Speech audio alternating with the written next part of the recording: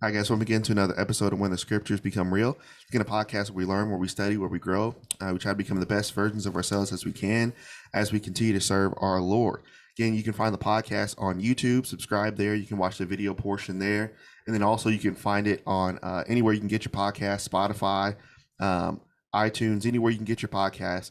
You can find When the Scriptures Become Real. Also, we'd like you guys to go like the new Facebook page. Obviously, we've gotten to talk and chat with you guys and get to know you guys a little bit more. So if you have questions or anything, you can keep up with the podcast on the Facebook page. All right, so let's get into what we're talking about today. As you can see, it's a different view. I'm not just by myself behind the desk, and I also have somebody else here with me. So I have my friend Avery here, and we're going to let him introduce himself, and then we'll get started with today's podcast. Hey man, I am super happy to be here. The name's Avery Hackney. I went to school with Jordan for a little bit there. We overlapped for about a year. That's right, we did. Yeah, 2016 graduate of Memphis School of Preaching, and I'm working at the Arnold Church of Christ. For ease of understanding, we'll say it's in St. Louis. It's not quite in St. Louis, but I work at the Arnold Church of Christ. I primarily work with youth, but I also do the pulpit there as well. Yeah, I'm glad to have Avery here. It's always good to have, guys that you know in the area. Avery always helped, when I came into school and summer school. So I appreciate him and what he's doing there at Arnold. All right, so let's get into our topic. So what we're going to talk about today is the dark side of faith. So when you think about that, obviously we got a Star Wars vibe going on, talking about the dark side here. But I saw this yesterday, bro, and I thought this was kind of a great introduction to kind of the dark side of faith. So I heard someone say yesterday that sometimes you will experience the storms of life even when you're doing what you're supposed to do. Mm-hmm. So he went on to say that most people, and check, this is crazy. He said most people and most Christians are stoppable, not unstoppable. Most are stoppable. All you got to do is tell them no. Mm-hmm. Or all you got to do is make life a little bit inconvenient for them, and they'll stop. Well, I've been using faith. I've been listening to what my youth minister said. I've been listening to what the minister and the elders. I'm trying to grow, but things just aren't working out. All you got to do is make things hard, make them stop, and then they're stoppable. And so he also said, little do they know, this is actually a part of the process of faith.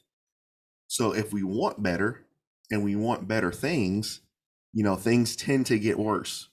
If we want better. Yeah. So, as we talk about faith, let's kind of introduce this. What's this side of faith that we're talking about? Obviously, we understand, faith rewards, but also faith isn't always easy, man. No, it's not. And I've got to just say this. I was so excited. When I heard this topic, I was so excited because let's go. For me, I am so sick and tired of even ministers within the church painting a fairy tale that doesn't exist. That is it, bro. It really kills the youth because, like you're saying, it's not always a cakewalk. It's not always easy. And they're not ready. And, James is written for a reason. James chapter 1. When you face trials, when you face temptation, if you're successful in being, faithful throughout those, that's when it is profitable. That's it. But if you just tell people like, hey, if you just become a Christian, everything is always going to be all right. Are you kidding me? Like, it's not that we're preaching a prosperity gospel. Right. It's not that, and I'm not saying, I'm talking about within the confines of the church. It's not that I see a lot of ministers promising financial prosperity, but it's just kind of this broad brush of, hey, just become a Christian. It's always going to be all right. That's it. And that's not in your Bibles. And it's not the case. And what happens is, at times we can almost inadvertently set people up for failure. Oh yeah. Because, well, if we do this, then your life is going to work out just automatically. That's not, there's a process, and there's a part of faith. And this is what we're going to talk about today. There's a part of faith that's hard. Mm-hmm. And so sometimes that part of faith, when preached, is not discussed at all. Oh yeah. And so as we talk, and I was excited once I was like, bro, I think we need to do something like this. Absolutely. So I think we need to discuss this so we can learn how to grow a little bit more. And so what we need to do, we need to let people know, and the scripture will, that the road to exercising this is the right road, but it's not an easy road. Right. So as we're going to talk about this, we're going to look at the dark side of faith. And so I'm excited, bro. I'm ready. I'm excited. Let's go. All right, so let's look at the first one. So the first point is faith at times, as we follow, right, as we listen, as we grow, faith at times can make things more complicated. Mm-hmm. So I'm reminded of Exodus chapter 4, right? And again, if you're new to the podcast, open up your Bibles with us. You can check it. You can take these notes. You can kind of follow along with what we're talking about, and you can go back and check for yourself. But I'm reminded of, Exodus chapter 4. Well, 3 and 4, really. Sometimes when we follow God, things will become more complicated than when we started. So I'm reminded, and I know you're going to have an example here as well, but I'm reminded of Moses. So after Moses kills that Egyptian in Egypt, mm-hmm. and he goes off to Midian, and he's there for those 40 years. Think about this, y'all. Think about his life. Bro's got a family. Bro's, he's comforted. Everything's okay. And he also has a good, stable job as a shepherd. And then guess who calls him? God. See, sometimes to exercise faith, we have to get out of our comfort zone. So no wonder we literally have a whole chapter of Moses saying, I'm not going. I'm not going. I'm not going. And God said, no, you're going to go. Mm-hmm. You're going to go. And so when we think about that, bro, sometimes for us, and we know this subconsciously, I believe, that if I do this, if I listen to the word, if I try to grow, if I try to develop, I'm going to have to do stuff that my family's not doing. I'm going to have to do stuff that my friends aren't doing. And I don't know if I want to risk that. You see what I'm saying? As you go through that? Yeah, that's it. That's a great example of Moses. And I have a couple things, a couple points that I wanted to go to. I wanted to save some for later, but I can't. We're going to go long. I can't save it for later. We're going to use it all. But this is a great topic because, basically all of the prophets dealt with the same thing. That's it. It's like, it's not always easy. And you're going to have to sacrifice. And the first thing immediately that I thought of about this point was Paul. Paul standing before Agrippa. He stood before Felix, and then he stood before Agrippa in Acts in about chapter 26. And Agrippa essentially asked him, why are you doing this, man? It's like, you're a Roman citizen. You're well educated. Why does Christ mean something to you? Right. And so, which I don't know, you probably heard Michael Shepard say it, name drop, but he said when the world thought King Agrippa had Paul on trial, Paul had King Agrippa on trial under the banner of God. And he flips it and he says, why wouldn't it mean so much to me? It means the world to me. Oh, and he just right. he explains to him, I know you're a good man. I know you understand the prophets. Here's why I believe. Here's why I'm sacrificing. Here's why I give up my Roman citizenship. Here's why I give up my prominence. I used to be somebody. I used to be a leader in the Jewish faith, but I've given that up, and here's why. And he explains it. But I wanted to point out another example of Luke chapter 9, when starting in verse number 57, going down to 62, which I won't read the whole thing, but you have 3 guys asking to follow Christ, essentially, in that section. And the first one, right out of the gate, in verse 57, and as they were going along the road, someone said, I will follow you wherever you go. All right, that's the profession of faith. I believe in you. I trust in you. I'm going to be a Christian. And Jesus doesn't even address basically what he says. All he says is, foxes have holes and birds of the air have nests, but the Son of Man has nowhere to lay his head. You want to do this. That's the end of the story. We don't know anything else about that man. Yep. But Christ comes out of the gate by saying, it's not always convenient. It's not always easy. No, sir. It's like, that's the first thing. It's like, you think this is going to be easy. I heard what you said. I heard that you believe. Can you back it up? It's not always easy. Before you keep going, so right there, bro, right there, verse 57, when we all obeyed the gospel, that's what we said. We said to Christ, Lord, I will follow you. That's what we said. Baptism isn't just it's not like a time clock where, we're good, so we just got to wait till the Lord comes back. That's just the beginning of the journey of faith. So now, verse 58, now Jesus is responding to us, and he's saying, okay, Foxes, they're taken care of. Everybody else, the birds, are taken care of, but I don't. So if I don't, are you prepared not to? I mean, it's really something with discipleship that we really got to start teaching. Yeah, and you've got to weigh it out. And I think personally in my ministry, I see a lot of young people that graduate high school and they don't know what is entailed in the profession. That's it.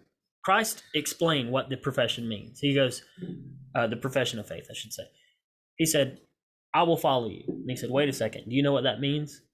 And I'm reminded of the example that Christ gives concerning the cost of discipleship when he says, if you're going to build a tower, do you not first sit down and count the cost? Plan it.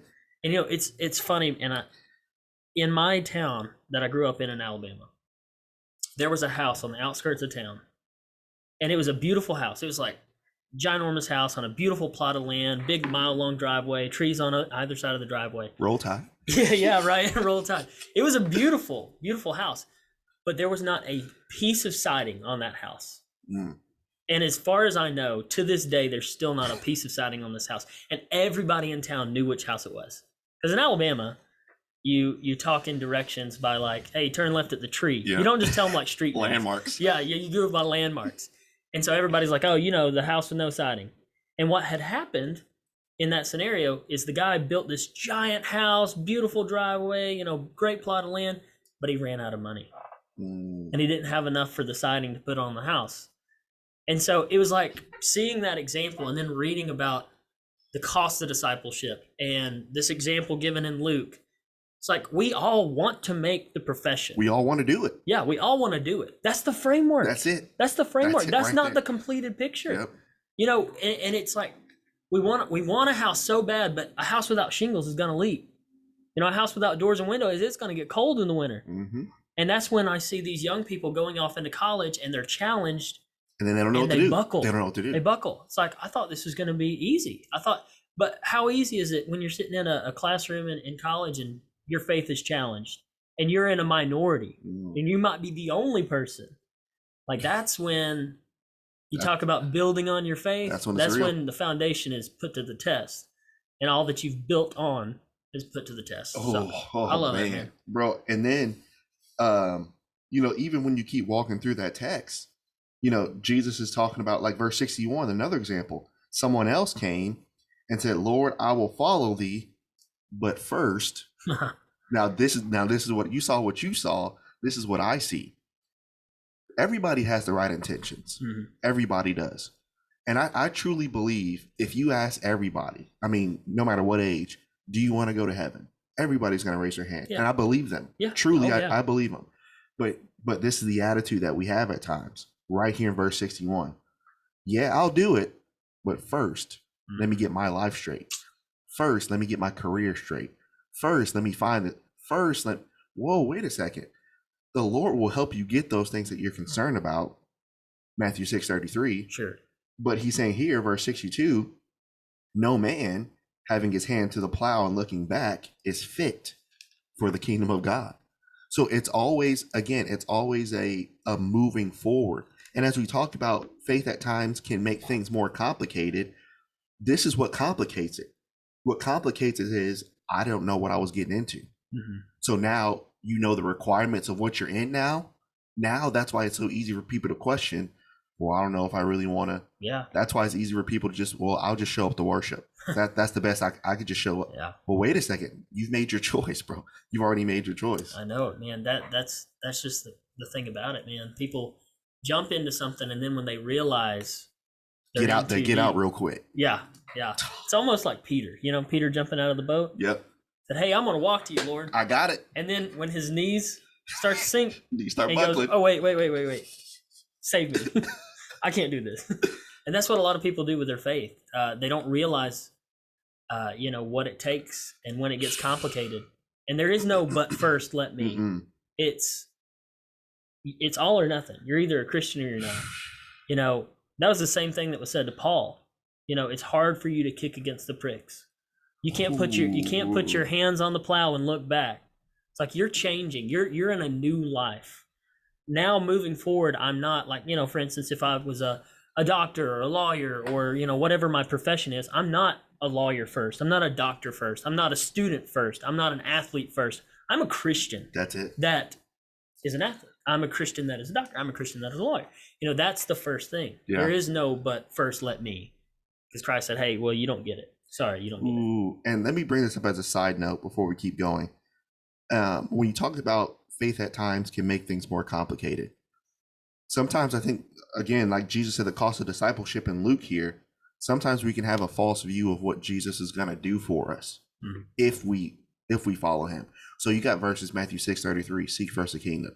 Matthew chapter 7, right? Ask and it shall be given unto you, all this stuff. So if I'm faithful, if I work hard, if I sacrifice, if I live right, if I discipline myself, everything at my job is going to work out. Everything at school is going to work out.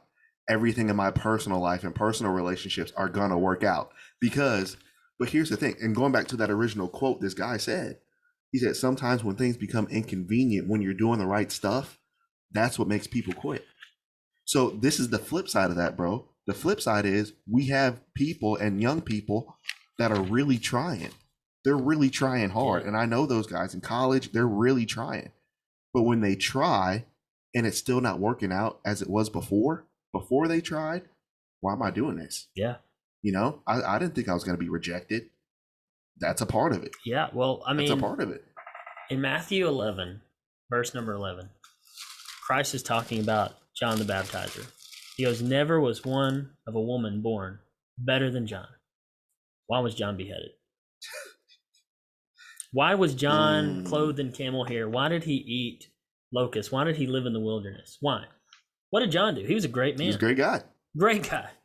Best guy. I mean, like Jesus said, he's the best guy. Like, it's not even an argument. Better than the prophets, better than Moses, better than Abraham. Why didn't it work out for John?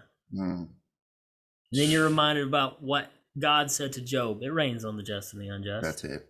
Right. It's like, there. I never promised you a perfect life here. Now, I want to read something else in Revelation. If you go to Revelation 2, probably one of the most quotable verses in Revelation 2:10, right? Yep. And here's what people read. The end of verse 10. Be faithful unto death, and I'll give you a crown of life. And then they close the book. Read the rest of the verse. Christ says, do not fear what you are about to suffer. All right. Behold, the devil is about to throw some of you into prison, that you may be tested, testing of your faith that we talked about in James, for 10 days. And that 10 is it's not an actual 10 days, but it's a long period of time. It's a perfect number. You will have tribulation. That was what the promise was. That's it. He goes, hey, if you want this reward in the next life, you've got to go through suffering, prison, testing, and tribulation. And nobody reads the first part of the verse. We just read be faithful. We're like, hey, I'm faithful, man. I'm going to services. I'm studying my Bible. Why aren't things working out for me? That's it. Well, why didn't they work out for John? And ultimately, why didn't they work out for Christ? He went to his own, and his own received him not, man. I mean, it's not about here. It's about there. And when we talk, we have to talk about this as we develop this idea. When you talk about suffering is not just things are not working out for you. That's just misfortune. Yeah. That's misfortune. So when people think, well, this isn't working at my job or personally, that's just personal misfortune. When we talk about suffering, we're talking about because of your dedication to Christ, things will happen to you. People will leave your company. People that were close will leave your company. That's suffering. Yeah. We're not talking about things not working out for you. That's just misfortune. When he talks about suffering here, he's talking about because of your commitment to me, because of you being different. That's the type of suffering that you're gonna have to go through that in order to get this reward if you want it, bro. Oh, yeah. That you mentioned earlier the word inconvenience. That's it. The word inconvenience, to me at least, it sounds like there is nothing making that happen, that it's an accident. Yeah. But sometimes as a Christian, you know exactly why you're suffering. Yep. And that goes back to the example that we went over of Paul standing before Agrippa. He knew exactly why. And in 1 Corinthians 15, Paul said, if we have hope in Christ in this life alone, we are most miserable. Yeah. If we don't have something else, we're most miserable in this life. He knew exactly what this inconvenience was. It wasn't a guess like, man, I don't know why. He said, I do know why. Yep. I do know why the Pharisees hate me. I mean, it wasn't a question. It's like, I know why people hate me. Oh, But I'm going to be faithful I'm gonna anyway. do it anyway. I'm not scared of it. Here's the last thing I want to bring up on this point for me. So as we talked about, faith at times can make, you see how complicated things can get so quick? Faith at times can make things more complicated. Now, here's the last thing I want to bring up on this point. Sometimes, going back to Luke 10, Revelation 2, instead of exercising that faith that we're talking about, right?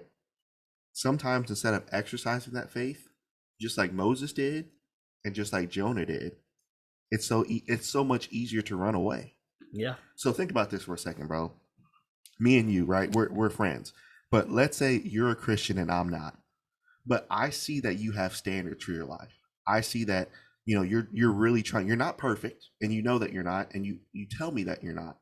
But you're trying your best to live to this, and you're always going to follow this. But I'm not following it. So if we're friends, but the stuff that you do, I don't know if I can do that. I just don't know if I can hang with Avery, because I know what Avery's gonna do. I know how he's gonna react. I know what he's gonna say if this happens. I know it. So why do you think I go away from you? Because I know I can't, or I'm not willing to try. Yeah. That's why we have so many things just not work. And obviously that's why the Bible says there's always a natural separation of people, because people know, Yeah. man, if I hang around Avery, I know I can't. But if I hang around this Christian, I know I can do what I want to do. Yeah. You see, that is dangerous, and we run. Yeah. I love, this might be a stretch, but in the wake of Christ, and I believe it's John 7, I didn't write this reference down. I think it's John 7. There is large groups of people listening to Christ, and everybody comes away with a different That's it. perspective. And then they break down. And I believe that's John 7. I think, yeah. Let's double check that. Yeah, because I would really love to read the verse reference. Yeah, that's right. The division among the people. That's it, yeah. Yes, and watch this, verse 40. They heard these words. They all heard the same message. They heard these words. Some said, this really is the prophet. Others said, this is the Christ. Some said, is Christ to come from Galilee? Has not the scripture said that Christ comes from the offspring of David and comes from Bethlehem, the village of David? So there was a division among the people over him. Because of him. It's like, that's what we do today. It's like, we have some people that are fully devoted. Fully, yeah, that's it. And then we have some people, it's not a bad thing to call Christ the prophet. That's a compliment. Yeah, that's what he was. So then you have like the middle of the roaders. They're like, I'm not as committed as that guy. I'm going to hang with these people that are like kind of unsure. That's it. Just like me. And then you have the people in the end of this story, the Pharisees in verse, starting verse 45, and they were accusing him of being a demon. So you have three divisions in the people. There was a division among them. There's still a division today. Oh. You have the fully committed, you have the people who will buckle under pressure, and then you have the people that don't want to touch it. And that's what hits our especially our young folks. They know this. They know if they live this way, man, no one's going to want to be around me like that. No one's going to be. So now they make that choice to choose this other. Let me just stick with them because at least I'll have company. Yeah. And that's why when we talk about the dark side of faith, every faithful man and woman that's ever lived at one point in their life had to walk alone. Yeah. Every Daniel, Shadrach, Meshach, and Abednego. Oh, absolutely. Walk alone. Abram had to walk alone. David had to walk alone when Saul was after him. Jesus, the disciples forsook him and fled. When you exercise faith, even among the people of God, and that's what hurts the most, man. And when you are trying to follow Christ among the people of God and you still got to walk by yourself, bro. It hurts, but that's the part of faith.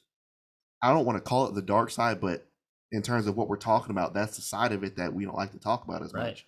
So again, number one, so faith at times, as we talk about this, things can become way more complicated. Oh yeah. All right. So then number Absolutely. 2. So before we move on, if you want to support the podcast, you can go to anchor.fm/when the scriptures become real, and you can support the podcast monthly there. We already have 3 supporters.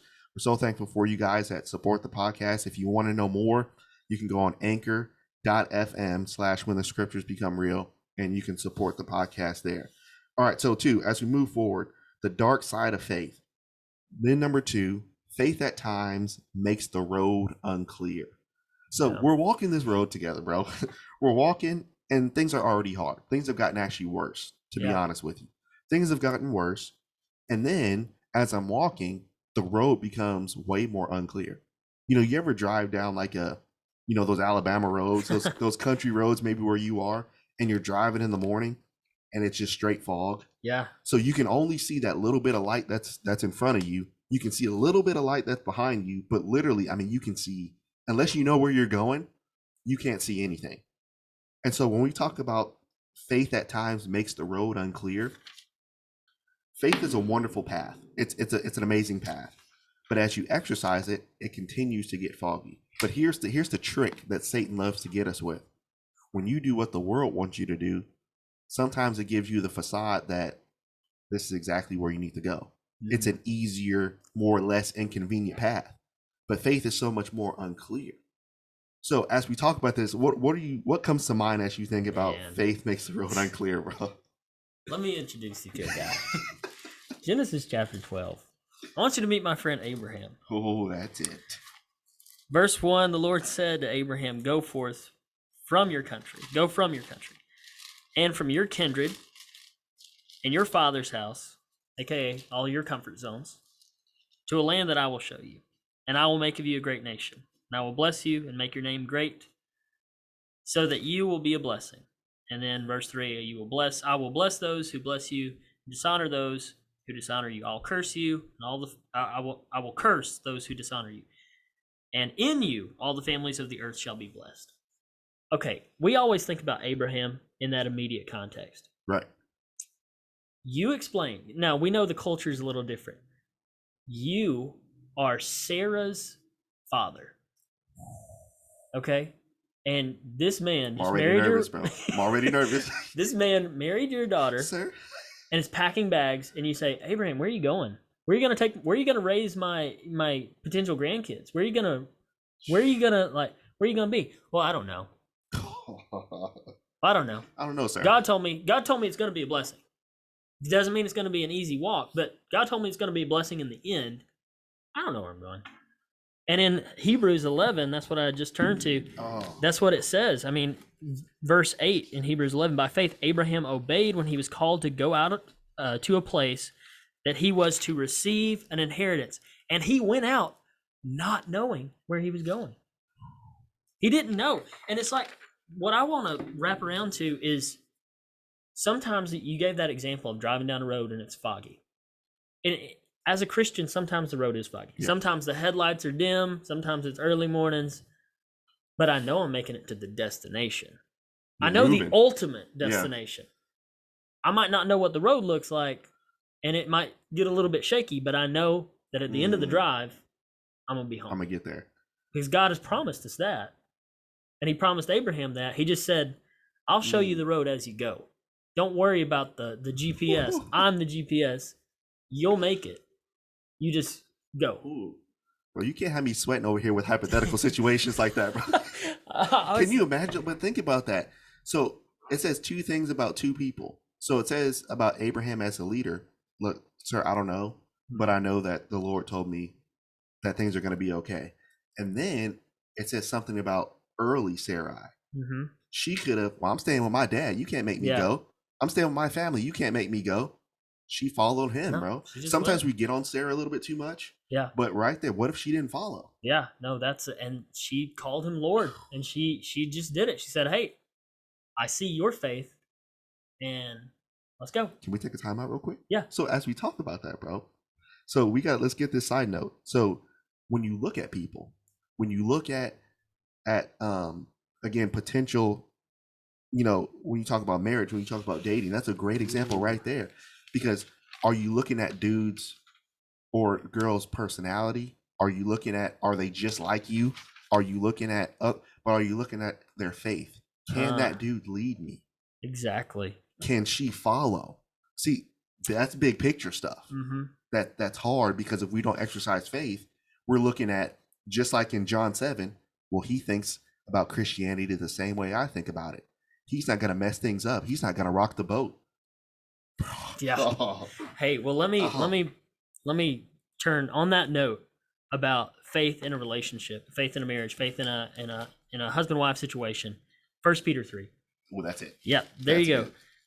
good. He talks about in verse 1, wives, be subject to your own husbands, so that even if some do not obey the word, they might without a word be won by the conduct of their wives. Now, I've heard a lot of people talk about that and say, oh, well, basically the good deeds of one is going to cover the other. No, that's not what he's talking about. Yep. He's saying that they should be able to see your faith, and that's what converts them.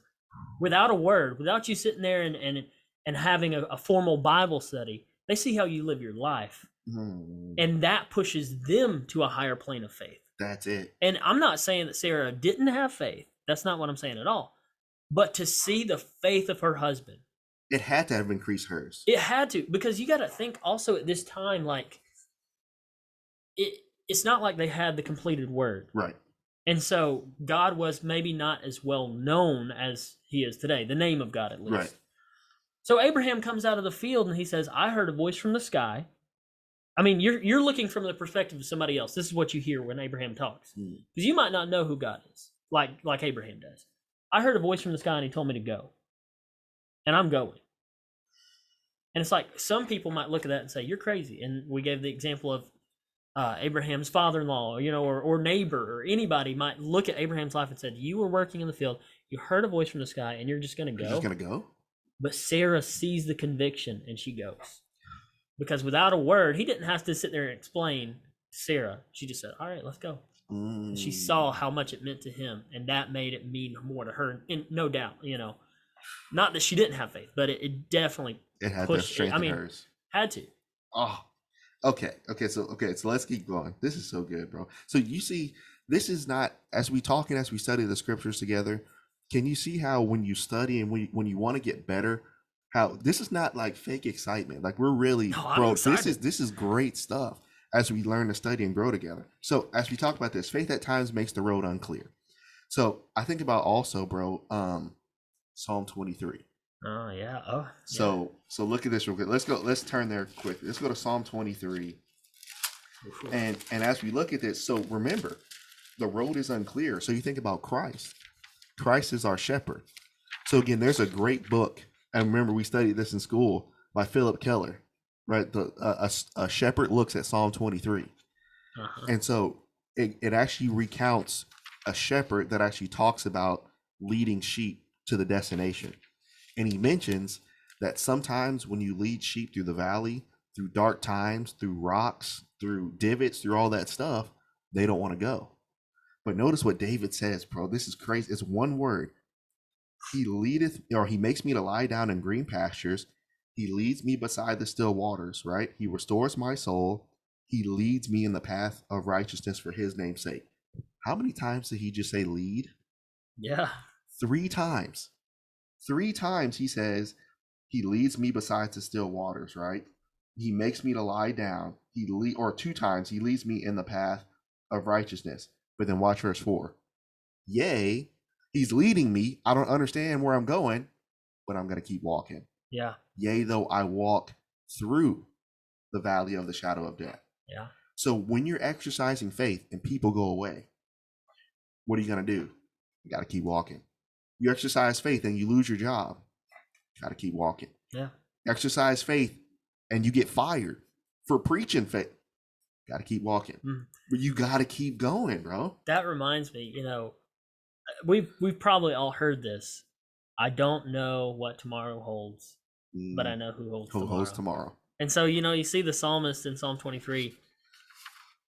He doesn't know every in and out of that valley of the shadow of death, but he knows who's leading him. He knows who has his hand. He knows it's going to be all right. It's a beautiful image. It is. It really is. It really is.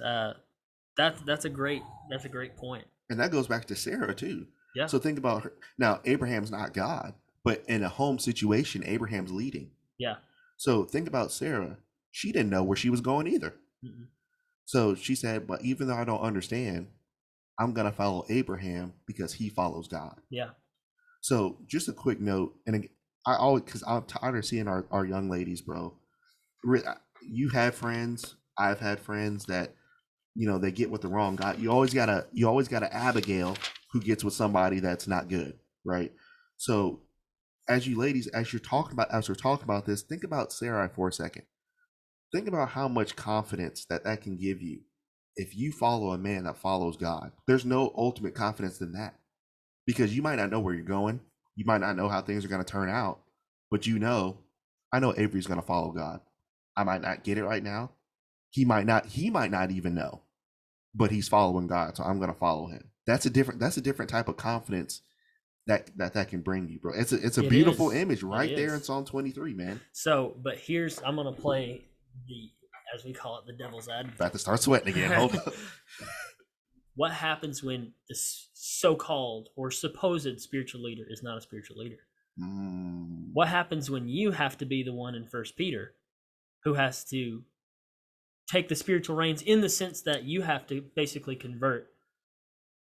What if the roles are flipped? Abraham was called, but Sarah was the one that wants to go. What do you do? Because that's what we're talking about, the dark side of faith, when it's not always easy. We want it to be what you were talking about. We want it to be in a situation where you're both on track, you're both pointed towards heaven, and you're both on the same page. And sometimes it starts that way. And then, like half a mile away from home, Abraham says, I want to go back. And Sarah has to say, no, you committed to this. Like she's got to basically on the road recommit Abraham. Because that happens in a lot. It does. In my experiences, in a lot of Christian relationships, you both think you're on the same page, and you think you have those great thoughts that you want to have of, I know this person's going to follow God. Right. But what happens when they lose faith? What happens when they lose heart? Don't. It's so big, but that's the definition of what we're talking about, of like the dark side, when things aren't clear. You gotta go back to your faith and pull somebody else up. Oh man, there's all sorts of things I can say about it. But, dude. Sorry, but I had to do that. This is crazy. But that's again, as we look at this example real quick, bro. So we were looking at this, I don't know, maybe 2 weeks ago. Look at the book of Ruth. All right. Ruth chapter. Ruth 4. So again, here's another great example of what you were talking about. So to break this down, to give a quick synopsis, you got Ruth and Boaz. They're on the same level. They both see each other. Okay, great. This is awesome, right? But then Ruth and Boaz find out that I'm not the nearest of kin. So another dude has right to you first before me. So think about the faith being tested right here. Yeah. So we both know that another dude has a right to you first. Well, we couldn't. You know what? Let's elope. Forget the other dude. Yeah. Let's go and do what we want to do, because the love that we have for each other is so strong. Forget the law. But think about this. Boaz exercises faith. He said, no, we're not going to do that. What we're going to do tomorrow, I'm going to get up. I'm going to go to the gate and I'm going to talk to the guy. And I'm going to ask him, do you want Ruth? I'm going to do things the right way. But again, in that scenario, what if Ruth would have been like, or remember, because Naomi talked to Ruth. Mm-hmm. So what if Naomi and all her friends would have came up to Ruth? He's not moving mountains for you.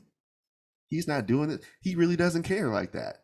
But bro over there, he cares. Why don't you go over? Okay. Mm-hmm. Okay. But notice, this is what they said. So let's go to verse 15. So, and it shall be. So now this is right after they have this ceremony. So remember, in order to exchange, they had to like take off their left shoe. It was a weird. So Boaz is coming home limping with no shoe on, right? We did it, right? I can have you now. So watch what the women said. Verse 15, and he shall be unto thee a restorer of your life, He will nourish you till you're old, and he will love you better than 7 sons. But what if, as we're talking about, when the road got dark, what if we just would have did whatever we wanted to? Yeah. We wouldn't have this end result. So that's why with anything, sometimes you're going to start off on the same page. But when the clouds start getting dark, one of you might go back. So now as you talk about this is why faith is just it's paramount for the Christian. Mm-hmm. Because if we don't have it, because storms will come. Right. And so when we don't have it, bro, we can fold. Exactly. And we don't want ourselves to fold, and we don't want those around us to fold. You know, that example of Boaz and Ruth, it says a lot about their attention to detail, their concern about the law and stuff. But one thing I love to point out, where was Ruth from? She was a Moabite. She was a Moabite. She was a Jewish proselyte. So she had been converted into Judaism. Yet, in such a short period of time, seemingly, 4 chapters. I mean, it's her whole life, yeah. But it's 4 chapters. Her faith is put to the test many times. And so not only does Boaz have his own faith and it's strong, Ruth has her own faith and she's strong, and she was a convert. And so sometimes we have these situations grow up in the where, church. yeah, she didn't grow up in the church. So sometimes we have these situations that our faith is put to the test, and it's put to the test fast. Yeah.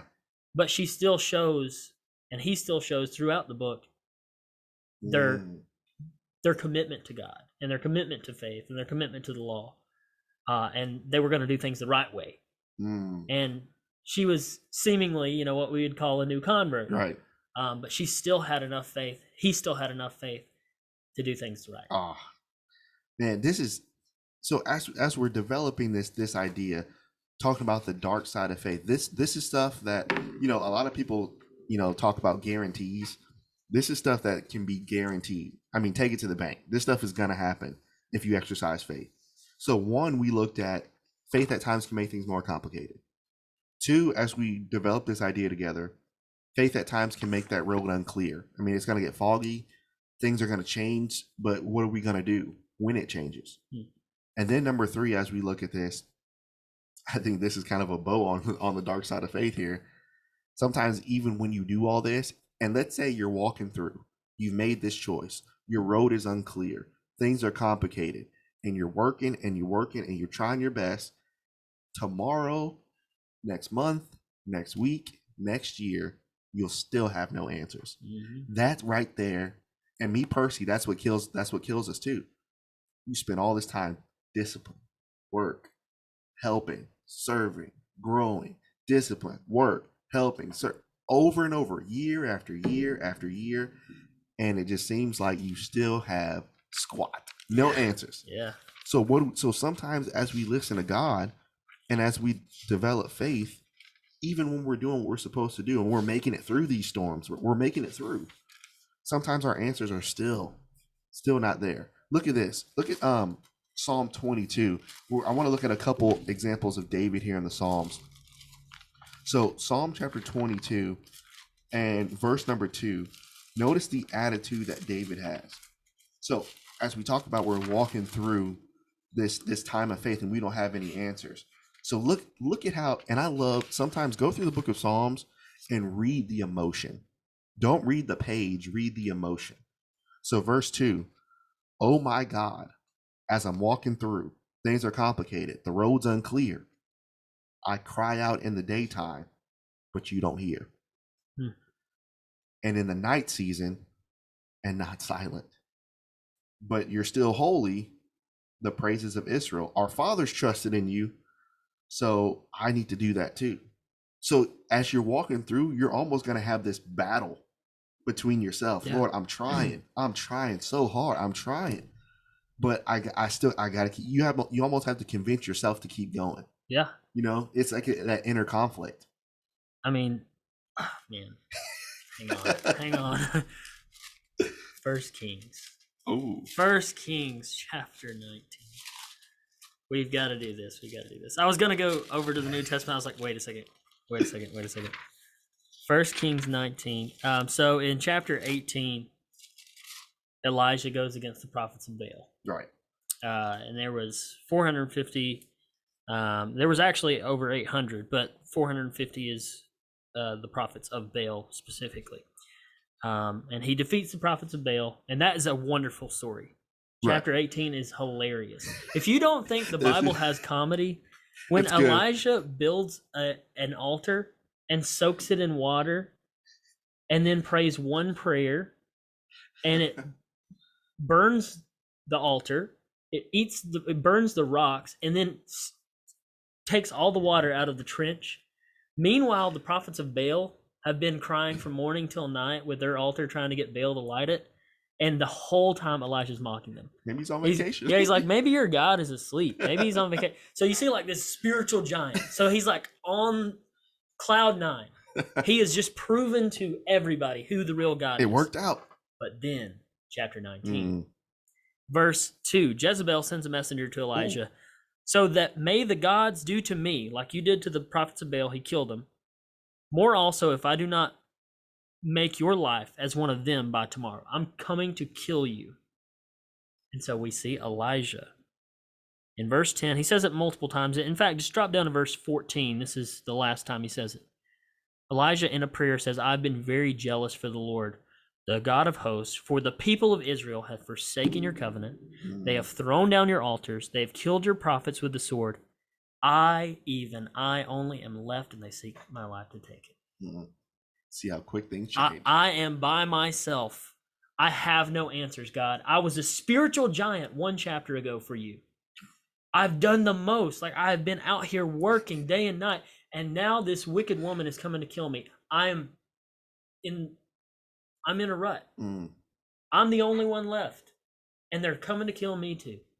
And what we find throughout the rest of the story, in verse number 18, God says, yet I will leave 7,000 in Israel, all the knees that have not bowed to Baal, every mouth has not kissed him. So Elijah's sitting there saying, I don't have any answers. I am by myself. And God says, you don't have the answers that you want. I have the answers. There's 7,000 in Israel that you haven't met yet.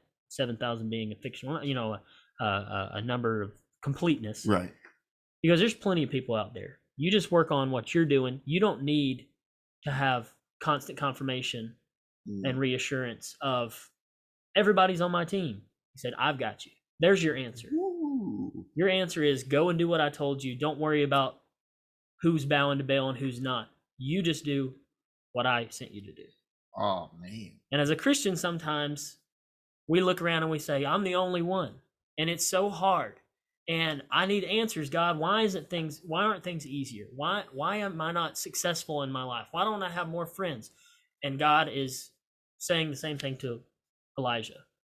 You don't focus on what everybody else is doing. That's right. There's plenty of people in this world that love me. You just go and do what I told you. You keep doing it. There's your answer. Like, you don't need the questions you're asking are not what you need the answer to. Oh, I never even saw it that way.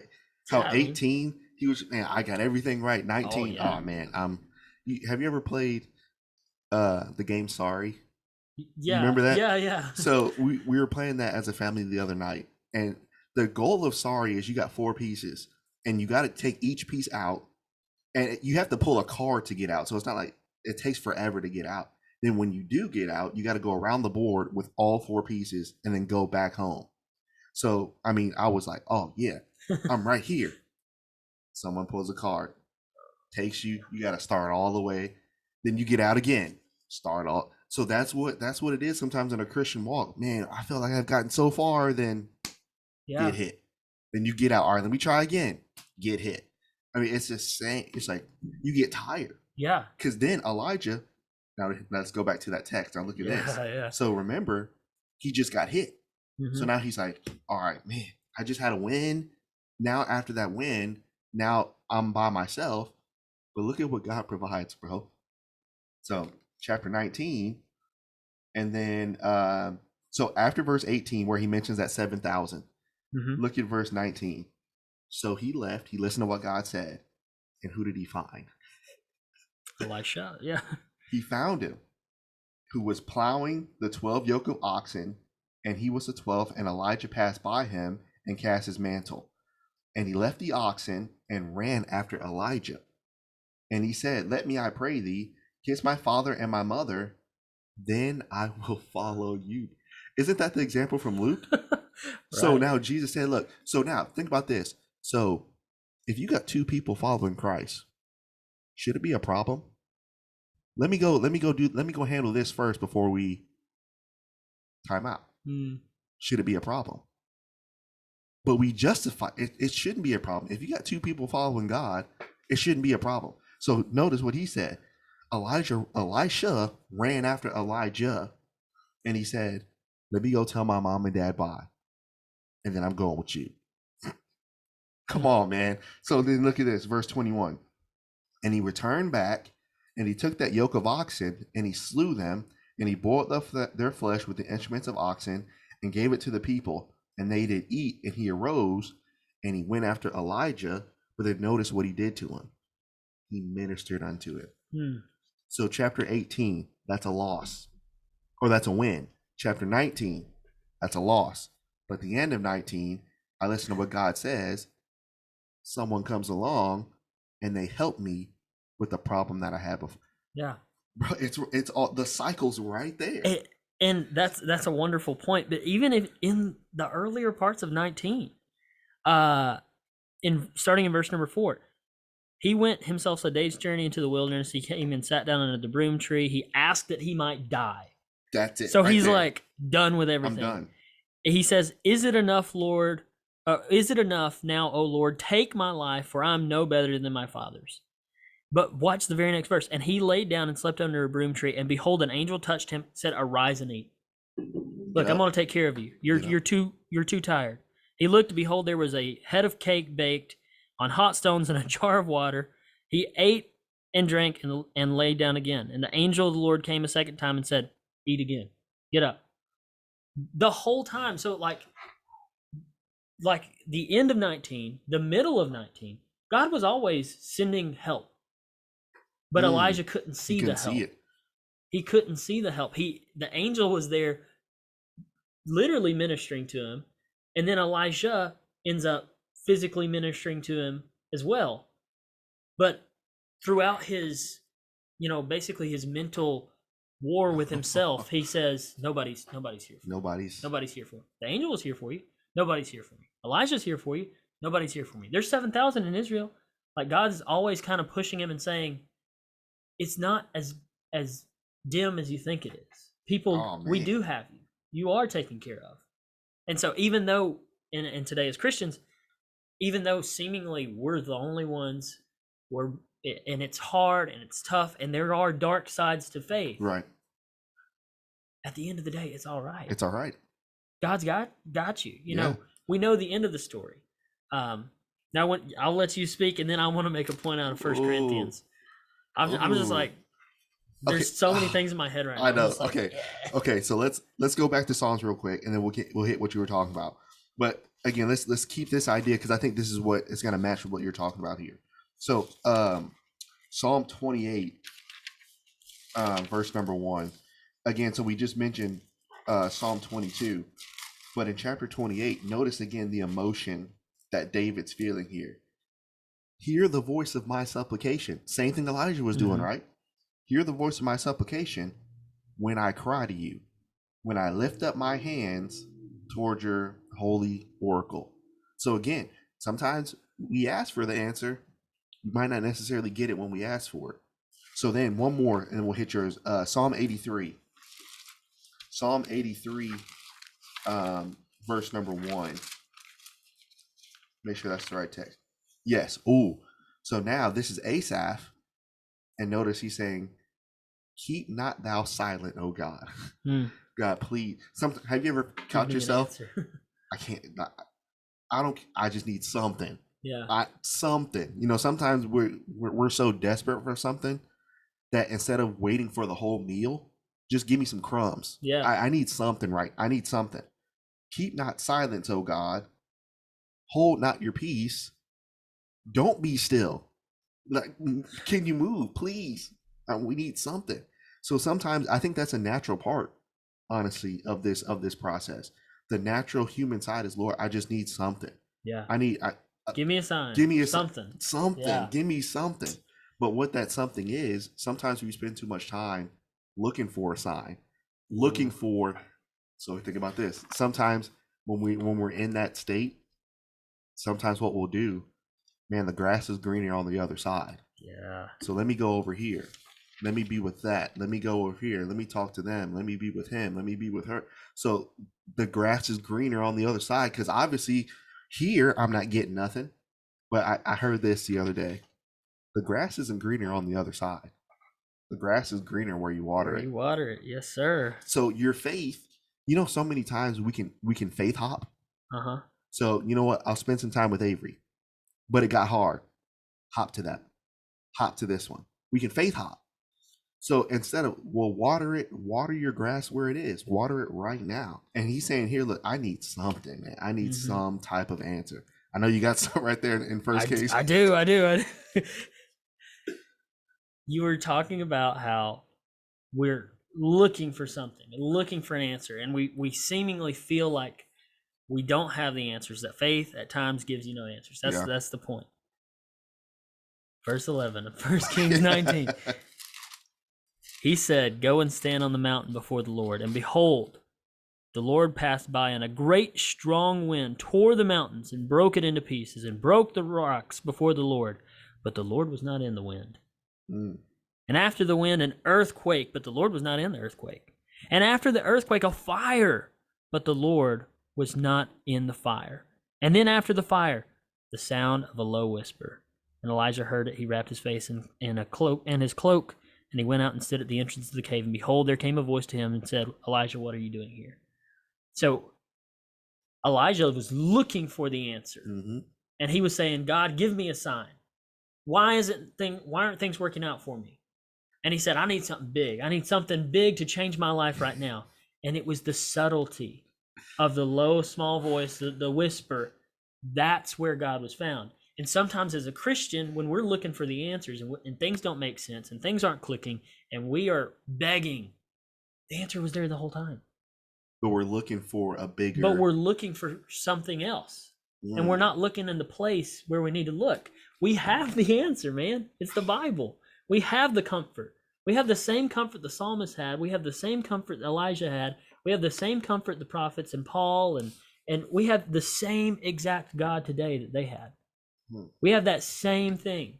But we look for comfort in everything else. And sometimes the comfort comes in forms of knowing that my brother is walking with me. Yeah. But sometimes I don't have my brother walking with me. Sometimes it's not in the earthquakes. Sometimes it's not in the community of what should be your support system of Christians. Right. Sometimes all you got is God. But that's enough. That's enough. And sometimes people are looking in the wrong place, but God was in the place where Elijah at least expected him, which was the small voice, not the great giant thing. So going back to that example, so now think about Naaman. So can I go wash over there? Let me go wash in the rivers afar apart. They're way better than the Jordan River. But the little maid said, you need to go wash in that river. Yeah. The prophet said, wash in that river. So he was looking for a sign I thought the prophet would come out and say some big thing. I thought some great thing would happen. Nope, just dip 7 times. That's what he said, verse 11. That's it. 2 Kings 5. But Naaman was angry. He went away saying, behold, I thought that he would surely come out and stand and call upon the name of the Lord and wave his hand over the place and cure the leprosy. So, Avery, you're telling me it's not going to work out like the movies? No, that's what we started with. It's not going to work out like that? The first thing I said was that it's not a fairy tale. And I'm not trying to be mean or rude or burst any bubbles, but there is a need for realism. And that's what it is. And that's why I see a lot of young people leaving the church, is because they have been, given this fairy tale, that everything's going to be all right. Everything's going to be perfect. When things are hard, it won't be hard long. Somebody's always going to be there to pick you back up. Sometimes you got to pick yourself back. You're always going to win. You're never going to get L's. You're never going to. Oh, there's a lot of L's. Yeah, sure thing. Oh, man. So now, okay, so as we look at this, I think we really answered this. So talking about the dark side of faith at times can make things more complicated. Faith at times can make the road unclear. 3, faith at times can give you no answers. But that example in 1 Kings 19 gave us the answer. Even though that's the case, for Elijah just lived all these 3 points we just talked about. Yeah, really. But he kept going, and the Lord provided. Mm-hmm. So know this. You can either go short term or long term. I heard someone always say, in life, you can play the short game or the long game. Most people play the short game. Short game is, if you feel this way, I need a new feeling. I need a new something. I need new something. That's the short game. And most likely, in the short game, you if you work hard enough, you'll get what you want. You're 100%. You'll get what you want in the short game. Long game. So when you think about faith, okay, I might not have what I want right now, but I'm walking with the Lord, and I know He's going to provide. Hebrews chapter 11, right? Verse 6. Mm-hmm. You know, if you have faith, you know, you need to come to Him and believe that He is a rewarder of them that diligently seek Him. Well, only seek Him when things are hard. Seek Him through all times. Right. So, I mean, if we just keep trying, we got to keep getting up, keep moving forward, keep trying, and the Lord will help us. Yeah, He will. But He just requires us, just don't give up. That's really how simple it is if you think about it. Just don't give up. You'll fall, you're not perfect, but just don't give up. That hits the nail on the head. I love the example of short term versus long term. Because especially in our culture, and I'm not going to get off on a huge discussion about our culture, but we live in a me society, in a now society. And so we expect instant gratification, instant reward. And we feel like if, as a millennial or as a Gen Z, I've been in a job for 6 months, I haven't gotten a raise yet. I hate this job. I quit, and that's how we that brings over into our faith. Oh man. But I love in 1 Corinthians chapter 15, Paul is speaking to people who are about to be persecuted. That Corinth wasn't as bad as some places. Like Jerusalem was heavily persecuted. Corinth wasn't as bad, but they were still getting their fair share of persecution. Right. That's why in chapter 7 he talks about, given this present distress, it might not be good to rush into marriage right now. So they were going through some persecution. And Paul gives them comfort, but not in the way you might think. He doesn't give them short-term comfort. He doesn't say you're not going to be persecuted. Yeah.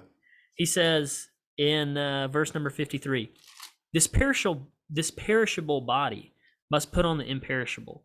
This mortal body must put on immortality. When the perishable puts on the imperishable, here's your reward. When the mortal puts on the immortality, then it shall come to pass the saying that is written. Death is swallowed up in victory. O death, where is your victory? O death, where is your sting? The sting of death is sin. The power of sin is the law. But thanks be to God, who gives us victory through our Lord Jesus Christ. Therefore, my beloved brethren, be steadfast and unmovable, always abounding in the work of the Lord, knowing this. That's it. That in the Lord your labor is not in vain. That's it right there.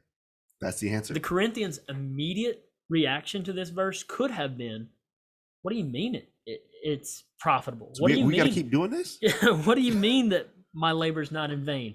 My best friend just went to prison yesterday because he was praying, but he said, no, the end of it all, that's the answer that you need. And I love how he brought it back to earth in verse 58. Yeah. He said, but until then, you be steadfast, you be unmovable. And here's our answer too. So whenever things get hard, sometimes we stop doing what we know we should do. Mm-hmm. So Paul says, you keep doing the work of the Lord. So here's the answer. The answer, like you said, the answer is right here. When your road is dark right now as a young person, and not just young folks, I mean everybody. When your road is dark, when your road's unclear, when you have no answers, you keep doing the work of the Lord. That's what you do know. Mm-hmm. All these other things you don't know. But what you do know is that, okay, I might have took an L. Okay, this might have happened. Okay. But even though that happened, let me keep serving. Let me keep growing. Let me keep developing. Let me keep teaching. Mm-hmm. Let me keep evangelizing. Yeah, whatever happens for everybody else, it happens.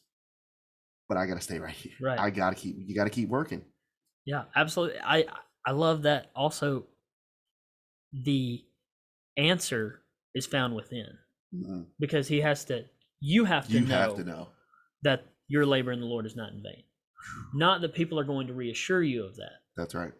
that it's always going to be okay. Not that you're going to have a support system, but you just keep working, put your nose to the grindstone, because in the back of your mind, every time you are imprisoned or, perishing, back to Revelation 2:10, going through that tribulation, going through that imprisonment, at the end of the day, I know it's worth it. Sometimes I might not feel it, and I've got to be a self-starter, and I've got to have this conversation with myself again and reassure myself mentally, it isn't in vain. It isn't in vain. But at the end of the day, the answer is right there. That's it. So as we close, right here, as we're sitting here in my office, there's a picture that my mom gave me on the board, and it says challenge. And all this is challenge. This is what it is. And that picture says winners must have two things: definite goals and a burning desire to achieve them. So if your desire to achieve this goal is burning, and again, like Avery said, this is not in a mean or arrogant way, but nothing's going to stop you. Yeah.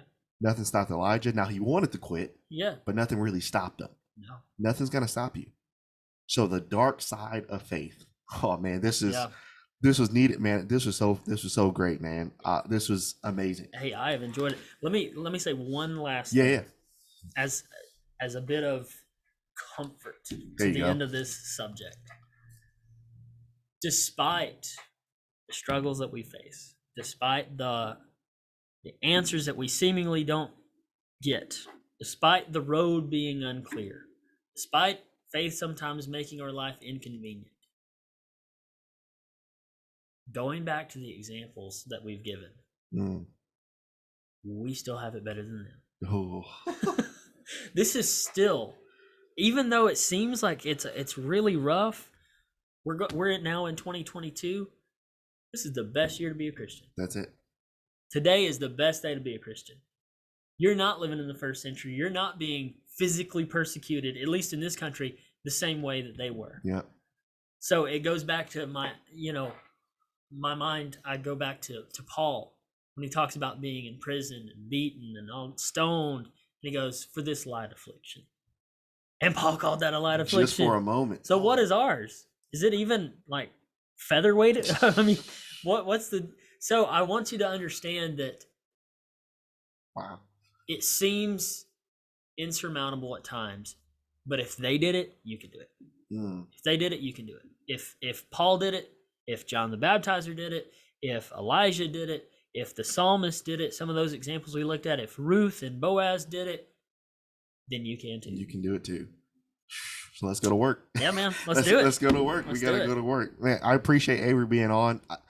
I don't think this is going to be the last time because this was so great. We're probably going to have to do this again. I had a lot of fun. We're going to have to do this again. So absolutely. Thank you, man. I appreciate it. Thank you for having me. Avery, I didn't tell you this before, but at times, after the podcast, obviously, if they have questions, people have chatted on the Facebook page or sent me DMs or whatever it is. So, maybe your social media or maybe the church's stuff, kind of plug that. So if they want to get in contact with you, they can do that. Absolutely. You can always go on our website, our church website, arnoldchurchofchrist.org, and get in touch with me personally through that.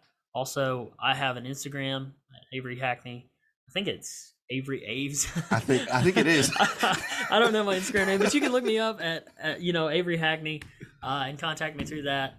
And all my information's on the church website, arnoldchurchofchrist.org.